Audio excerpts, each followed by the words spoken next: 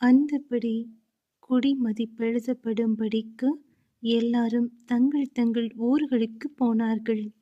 லூக்கா 2ஆம் அதிகாரம் வசனங்கள் 36 முதல் 40 வரை. ஆசேருடைய கோத்திரத்தாளும் பானுவேலின் குமாரத்தியுமாகிய அன்னாள் என்னும் ஒரு தீர்க்கதரிசி இருந்தாள். அவள் கன்னி பிராயத்தில் விவாகமானது முதல் 7 வருஷம் புருஷனுடனே வாழ்ந்தவளும் அதிக வயது சென்றவளுமாயிருந்தாள்.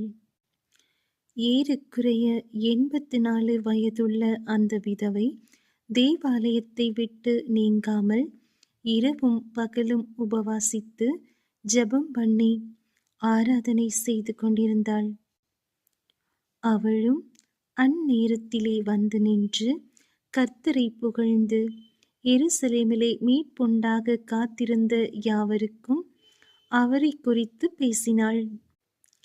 கர்த்தருடைய நியாயப்பிரமாணத்தின்படி சகலத்தையும் அவர்கள் செய்து முடித்த பின்பு கலிலேயா நாட்டிலுள்ள தங்கள் ஊராகிய நாசரேத்துக்கு திரும்பி போனார்கள்.